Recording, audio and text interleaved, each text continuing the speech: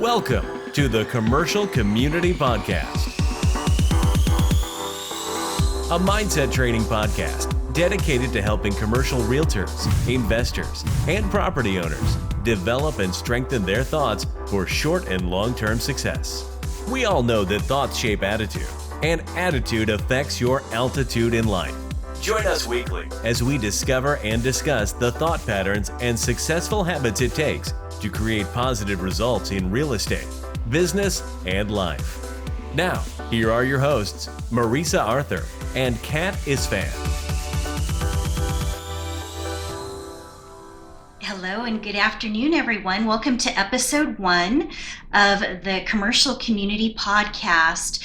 Today's topic is going to be exploring and developing a commercial mindset. My name is Marisa Arthur, and I'd like to introduce everybody to my co-host, Kat Isfan.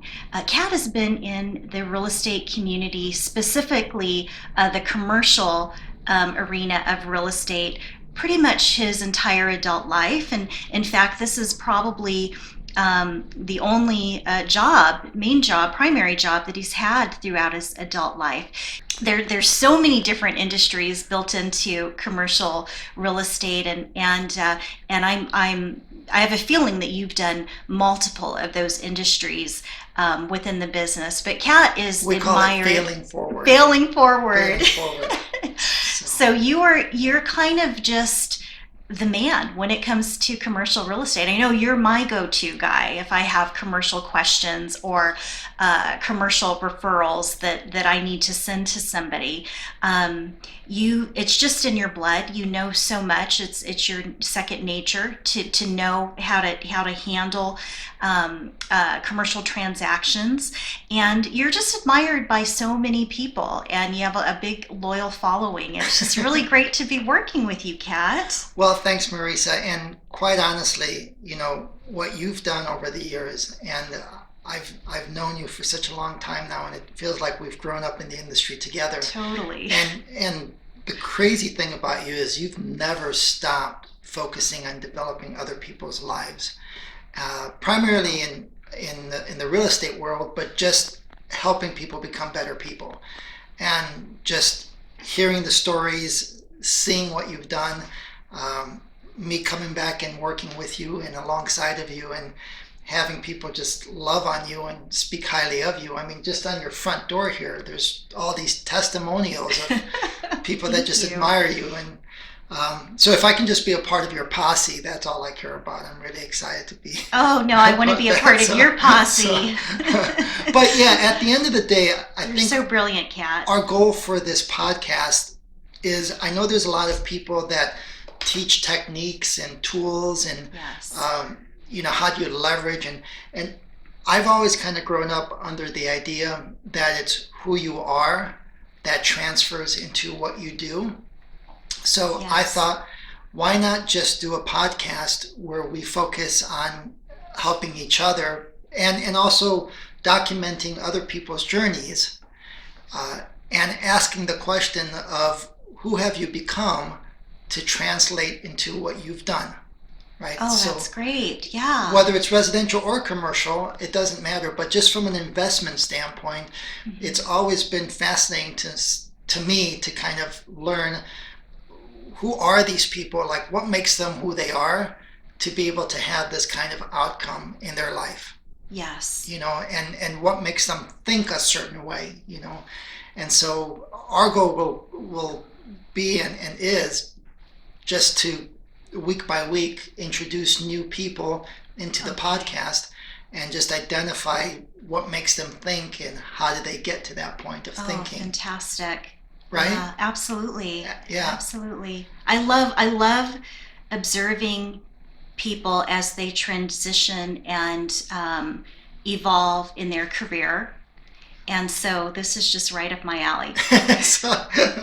Well, and I couldn't have think of a better person to do this with. And I apologize ahead of time because, as you know, I'm Romanian, so I'm going to have that kind of Romanian language built into me. But Very cool. I that's love okay. it.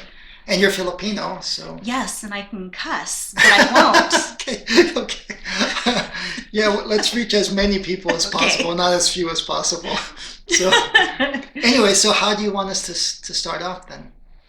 Well, so Kat, let's start with a couple of questions. Okay. And so, is it okay if I ask you a couple Absolutely. of questions? Okay. Only if I can ask them back from time to time. Yes, you Okay. can. You Okay. can. Great. But I don't have to answer. So I'm Okay. just So kidding. you plead I'll the fifth? answer. So- I plead the fifth. Okay. So Kat, if you could describe yourself, who would you say Kat is? Okay. Well, I will say it all started back to when I was 3.5 years old, because that's really when my family and I moved to the States. And it's fascinating because I always tell the same story, but me and my brother, mom and dad, my parents didn't speak English. We had just a few suitcases with us. And in our first year in America, my mom and dad, working 3 different jobs, were able to save $16,000 on the side to buy their first triplex, a small apartment complex. And I've never known anything else but seeing my parents working a day job so that they can then come home and manage their real estate. Wow. And so for the first 20 years of my life, that's what they did. But fast forward 20 years later, then they were able to stop working for someone else and just go to work for themselves, and Wow. and transition into a real early retirement because of what they've acquired and did in real estate. Yeah. So I'm just more of a, like there's pastors' kids and missionaries' kids and whatever, military kids. Yes.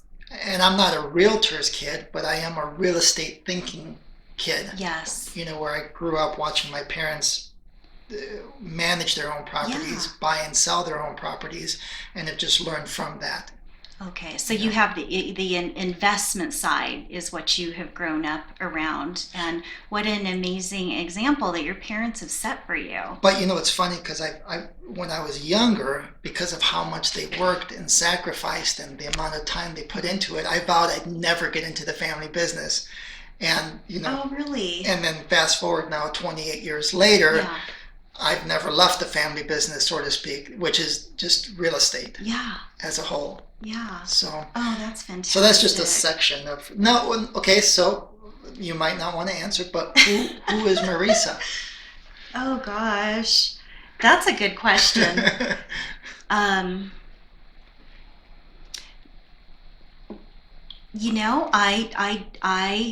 I would say to kind of to put stuff in a nutshell. I absolutely love helping other people. I love to help other people succeed, or seeing them succeed, in business and in not even necessarily business, but even just in life, Right. and success is not about necessarily a career. It's not about a career at all. It's not about income. It's about having, just internal joy and happiness. Mm. And I love seeing that in other people, my children, my husband, my family, friends, all of that. And so if there are small ways that I can plug in and help in small ways to enhance different levels of success, it makes me really happy. And so And that it kind of in a shows. nutshell I is kind of, I guess, who I am, if I were to try to sort of describe the person that I am. It's funny because you're really young, but you've become kind of like the mom to the real estate world. So, Totally. so anyway, Yes. I really appreciate you. Yeah. Oh, thank you, Kat. I appreciate you too. And you are stretching me. Yeah, I'm just definitely trying to keep up with you nowadays. Wow. That's what I'm trying to do. We are the sum, right, of the people we surround Yeah. ourselves with. Yeah. And just being able to hang out together is just another add-on to who we become down the road. Yeah, You know. absolutely. Absolutely. I love it. I totally believe that. So Kat, looking back, how did you actually get your first start and exposure to real estate? You grew up in it. Right. And so what made you decide to go and get your real estate license? So it's funny because rarely do people do what they start off thinking that they will do. And funny story is that I was actually in Bible college getting my underdegree in theology when I met this girl, and I had racked up about $3,000 in credit card debt trying to woo her. But I didn't realize is that she was just more frugal and smarter with her money than I was. So in the effort of us trying to grow closer together, she said, listen, I don't want to get involved seriously with any guy that has credit card debt. And I'm thinking, the only reason I'm in credit card debt is because I'm trying to woo you. So I'll go to my mom, I'm 18 years old, I'm like, Mom, I need to make money quick. And she said, why don't you go get your real estate license? Oh, wow. So I hustled to get licensed at a young age. Spent my first year selling a few homes in downtown Chicago, not downtown, but the bad part of Chicago. And I paid off my credit card debt. So fast forward now. 18 years old. Fast forward now 28, 29 years later, I ended up marrying that girl, 3 kids, happily married. But that's how I got my start in real estate. And I only spent 1 year in residential because the couple next to me in our office at Coldwell Banker Standmeyer, where I got started, their paychecks always seemed to be bigger than mine. And I'm like, John, what are you guys doing? He goes, well, we do commercial, and so our paychecks are bigger. And I'm like, well, I want a bigger paycheck. Wow. So I only spent 1 year in residential. I'm probably useless when it comes to residential stuff, but I've learned over the years in all different facets of commercial. Oh, that's fantastic. So that's kind of how I got my start. Oh, very good. I was not aware. I wasn't fully aware. I feel like I'm getting to know you all over again. That's fantastic. So, Kat, what was something you learned over the years about investing your time or your money into the real estate industry? Well, one of the things I've learned over the years is that you're gonna fail more times than you're gonna succeed. Yeah. And it's always this relationship between failing at how much time you've invested, or failing at how much money you've invested, or both. And that in order to succeed, you've got to be willing to put both at risk. Yes. So whether you're investing time or whether you're investing money, you've got to go into something specifically in real estate. I mean, I remember I was, I think I was 25, 26, working on my first master plan community here in Arizona. Yeah. And I knew nothing about it. Absolutely nothing. I was green from the go. I was able to take this piece of land and go leverage it for $3 million in debt, which I didn't realize was not always the smartest thing to do as a young 26-year-old. Wow. But my point is I spent the next 5 to 6 years investing so much time and leveraging so much money. Wow. So that now, in hindsight, 20 years later, I can have a story to tell to hopefully help other people when it comes to them looking at things and making decisions. So I think all about real estate is, again, going back to that time and money, is being willing to put yourself at risk, but to know that if you don't quit, you can never really fail. You'll just fail forward. Yes, yeah. I wholeheartedly agree. And I think when we look at it as failure, you cause yourself to suffer. But when you look at it as lessons learned, and what was the purpose of this lesson, and how is this going to make me a better person or a better person to others, right, going through this, it feels a lot better. It feels so much better than looking at it as I failed something. And I see it too often in our industry where the agents really do beat themselves up, and they start having those thoughts, and then those thoughts kind of lead them just to go down in flames and get so discouraged or jaded. But when you can turn it around and really look at it as, what are the lessons here? What could I do? What could I do better? What could I do better next time? And how can I help others learn from this? And that's what you did. Right. And that's Well, really and fantastic. and especially in our industry, I mean, so many people do fail because they quit, right? Yes. Even agents who get licensed, I don't know how many thousands. Oh, The gosh. percentage is It's like astronomical. a 92% failure rate. So it's a 92% quit rate. A is 92 really what it is. yeah, it's out of the last time I checked, national the NAR, the Right. National Association of Realtors, reported that it's the majority that drops out, that lets the license go within the first year, and by the second year of a new realtor, it ends up being about 92% dropout rate. And yet, for what you've done with helping people who have come into real estate, your ability to retain people in the industry is crazy. Yeah. I mean, you have people that have been with you for 10 years, 15 years. I mean, and just because they've just learned what it takes to succeed through the process of failing. Yes. Right? Absolutely. Over and over again. Yeah. So, yeah. anyway. Thank you for that, Kat. Okay, well, let me ask you a question then. Okay. So, and because I know for you, Marisa, your focus is on helping people build a successful real estate business. Yes. Right? Specifically, a business that helps other people invest in real estate. Yes. You know, whether it's buying a house or fix and flip or whatever, right? Mm-hmm. So if you could share an idea to someone who's looking at getting into the real estate business, whether it's investing or whether it's starting a career in real estate, what would be one idea you could throw out there? Oh, well, for somebody that's thinking about a career in real estate, I feel that it's so important that you really do take it seriously. I think a lot of times the public doesn't realize that getting into real estate deserves the same amount of respect as somebody that's, let's say, opening up a restaurant or any other type of business, opening up a boutique. Or an online business. You're essentially a small business owner, and you're at the beginning stages of a career. So it does take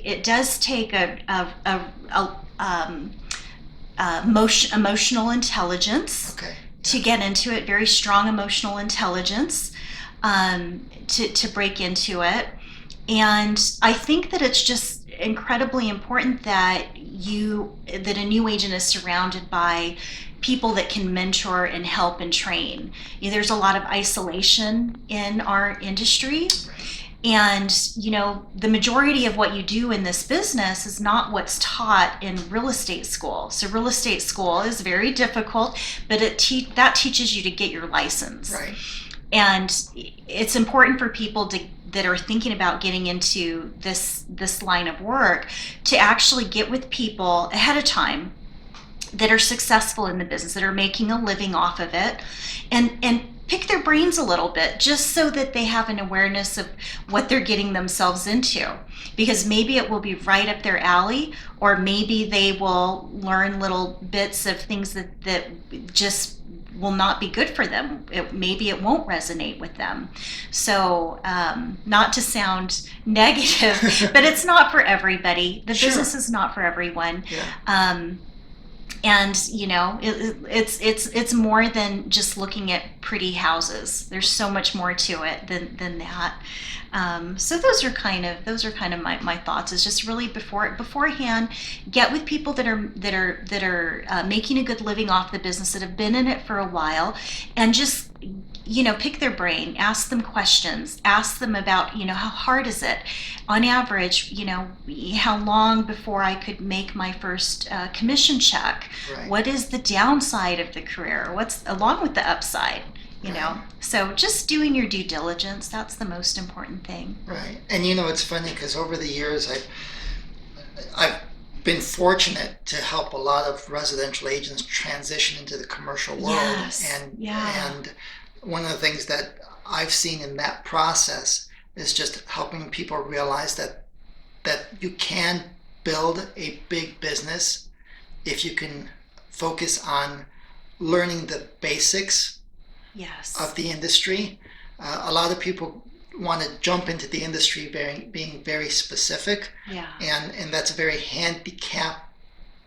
I don't know if that's the right word, but it handicaps you. Limiting. It's limiting Yeah. because if the industry shifts, right, and a Yes. market goes through a cycle, and you're only left with one specialization, at least Yeah. in real estate, and that industry specifically gets impacted, what's your ability Yes. to diversify off of that? And that's why Absolutely. so many people want to transition into commercial, because there's an opportunity to diversify your Yeah. business into more than just selling a house, I guess, so to speak. Absolutely. Can you sell an apartment complex? Can you sell a retail center? Can you invest into an industrial building or help other people buy some land and develop it? Yeah.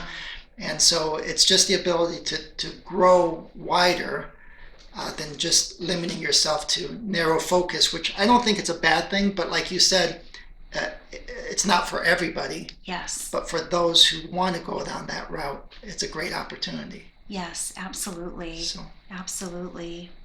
So, Kat, if you were to start over, what would you do? Oh, I'm sorry. Let me back up here. If you were to start over, would you do it by yourself, or would you surround yourself with a support system? So that's a very interesting question, because hands down, I would do it together. I would. Okay. I've always felt like a lone ranger. I've always been an independent, and when I've done every company, every business I've started, I've always started by myself. And there's a lot of freedom and strength in doing that, but there's a lot of things lacking when you do that, because you're having to learn everything on your own, rather than surrounding yourself with great people who I have agree. gone down that road, learn different things, and then able to surround you with that extra knowledge or experience. Absolutely. Which is why we're sitting here, because we're doing it together, right? Yeah. So Yeah. I think people would be bored if it was just me talking. I think that it's always better to learn from another person's mistakes, and so that you don't make those mistakes. That's for a lot of the reasons why so many will come and join me on the residential side. Right. Is they don't want to make the mistakes. I've made plenty, and so have the coaches that we work with. So Right. we happily share those mistakes that we've made in an effort to say, hey guys, don't make this mistake like we did. Let me tell you what happened. And you're the same way. You're so giving of your intellectual property and your experiences to help others just do better. And in being that way, it's kind of like helping people take the shortcut to success. Right. The way that you're helping them. Okay, so I have a couple of other questions. Okay. Moving forward, what would you want the real estate industry to help? I'm sorry. Moving forward, what would you want the real estate industry to help you accomplish? So for me, real estate has always been a tool. And I know people think different ways about different industries. But when we went through the correction in 2008, at that point I realized, and I was already, almost 20 years in the business, I realized that I had made real estate my life at the cost of other things, which was my family and my kids and sacrifices. Right. But there's a way to build a business where you don't have to identify who you are as a person with that business. And I think so many times we come into an industry and we use that industry to give us identity. Right? So I am a realtor, or I'm a commercial investor, or I'm a property owner. Yes. And then the question is, what happens when that thing crumbles around you. Yes. And Yes. so I've chosen to redirect my focus from looking at commercial real estate as a way to identify myself with. So I don't even like to tell people I'm a commercial broker. I'm just a guy who likes to help other people create success for themselves. Because I think. So for me, real estate is a tool, and it's a tool to help increase the value that I have for my family. It's a tool to help increase the value of what other people are trying to accomplish for their own family. Yes. To help create legacy for the things that they're inspired by, And so, it's a very effective tool. And if you're able to learn how to manage it well, it's going to give you great results. But it's just a tool. It's just a tool. It's just not a tool. life. It's not life. It's not It's life. not your identity. It's not your identity. Yeah. Yeah, absolutely. But it can be a big part of your life, as long as you just don't make it, what do they call it, like an idol Yes. kind of thinking. Yes. So Completely understand. Well, let me ask you a question then. Okay. Okay, so I know you've gone through a lot in the development of, you've created a tremendous training program. I mean, I think Thank hands you. down, and I've seen many, many other training programs. I don't know that there is a better one out there for helping someone start a career in real estate and succeed better than your Thank you. training program. Thank you. But I know that when you're able to create that kind of success, you also go through growing pains. Yes. So what would you say was a challenging experience that you went through in the development of your training program that has shaped who you are today? That's a really tough question. So you were mentioning how you have seen other training programs and that your observation is that this training program, there's nothing else like it. Right.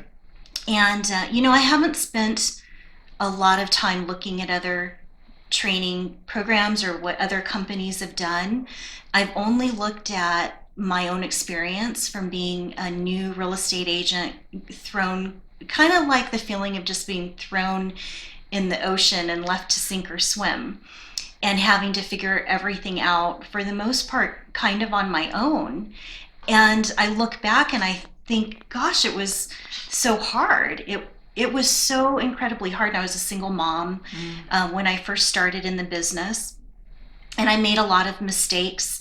And the reason for the program is I always felt that there's a better way. Once I learned the business and understood it, I understood that there has to be a better way, and I can teach it. I can share it with others. And so in developing, and I'm constantly developing, and we're constantly, little by little refining things within our program. It's always about how could we be better than the year before? How can we continue to bring value to the real estate agents that we're inspiring to do better? Right.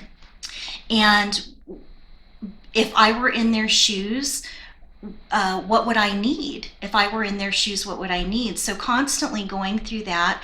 And, there's been times where we've had to, adjust. It's not a cheap program. So there's a financial side of it and a monetary investment side of it, marketing wise, staff wise, all of that. And you had mentioned about when the real estate market crashed, and I had learned so much during that. We were doing very, very well back in those days, and then the bubble burst, and we weren't prepared. We weren't prepared for it. I had to lay off staff. You have to readjust. When you go so long with making pretty much no income, but yet you still have all this incredible overhead that you have to maintain and keep up with to keep it going. There's lots and lots of lessons to learn there, and out of that, as hard as it was, the thing that I'm most proud of during that time of myself in our program is that I've realized that I really had to continue to inspire agents, no matter how tough it was, that they can do this and that it's going to be okay, and we're going to get through it. Kind of, my husband would call me a Pollyanna. and so I look back and I am thankful that was my attitude, that we'll persevere and we're going to get through it, and you're going to get through it as an agent. And, just helping them continue to have the faith and the hope. The lessons that I learned was that we could get by on far less than what we were doing. Right. And so there were those type of lessons is what I choose to take out of that, because I don't want to suffer. I don't want to look back and only see the downside of all that, because it was tough for anybody that remained in this real estate industry and is still here today. It's you have a little post-traumatic stress syndrome when you go back and you look at those days, but I choose just not to see any of that. I really choose to see the good things that came out of it. And I learned to get by in a tight budget. And now we're in a really great position. Once again, we're doing great. But I'll never forget those times of having to cut back and lay people off and cut way back on marketing expenses and all of that. And now realizing we don't necessarily need all of that to build success and be successful. And that is a very long answer to your question, Kat. Sorry. That's absolutely true, because it's funny when I meet with investors on the commercial side, and let's just say they want to dispose of property, a commercial real estate property. Mm-hmm. One of the things that I approach that person with the mindset of, and I don't necessarily say this to them, but I say, okay, who are you going to need to become in order to position your property to get the kind of return that you're wanting to get for it? So let's just say, for example, it's an apartment complex. The guy wants $3 million for it, but it's right now performing at $2.5 million. Okay. Right? But he wants $3 million. So I think to myself, okay, who are you going to need to become in order to reshape your thinking to do things differently, just like you did in your business, right? Yeah. Whether it's you're downsizing certain things, you're restructuring certain things within your expense schedule. Yes. But it's who are you becoming in order to get the outcome that you really want. Yes. So I go to work just as much on the client as I do on the property, because I know no matter how much we want that property to perform, unless that property owner is willing to do what's necessary to make that property perform that way, just like we do with a business, right? Yes. Some people don't want to change who they are, so they'll never change their business. Yes. And so their business will shut down. Same thing, people coming into real estate as new agents, yes. They come in and they think, okay, I want a business, but I don't want to change. Right? I want success, but I don't want to do what I don't really want to do what it takes. Exactly. Yeah. Or become the person that it takes. Yes. Right. Absolutely. Yeah. Sometimes that happens, and sometimes you have ones that are completely willing and able and want it so badly, and that's definitely a good thing. Well, listen, I'm so excited, and I know I've sucked up a lot of your time on this podcast and maybe talked too much. So where do we go from here? I guess, I think one of the call to action that I have for those listening to this podcast is to just come here with the mindset that, okay, I'm plugging into a podcast that's going to force me to think differently, about where I'm at in my life, whether it's as a real estate agent, whether it's as an investor, whether it's as a commercial property owner. But who do I need to become?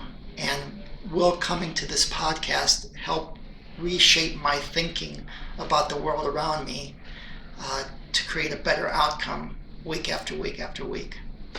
Is that pretty fair to say? I think it's more than fair, and I know that that's what I'm looking for. As the host, I'm hoping to evolve and change as well. Well, I'm super excited to be a part of this with you. Thank you for the opportunity. Kat. Thank you. And we'll see each other next week. Okay. All right, See you awesome. then. Thank you. Thank you for listening to the Commercial Community Podcast. If you'd like to put into action any of the thoughts or ideas shared on today's podcast, you can reach either Marisa or Kat at dprcc.com/community or email at community@dprcc.com.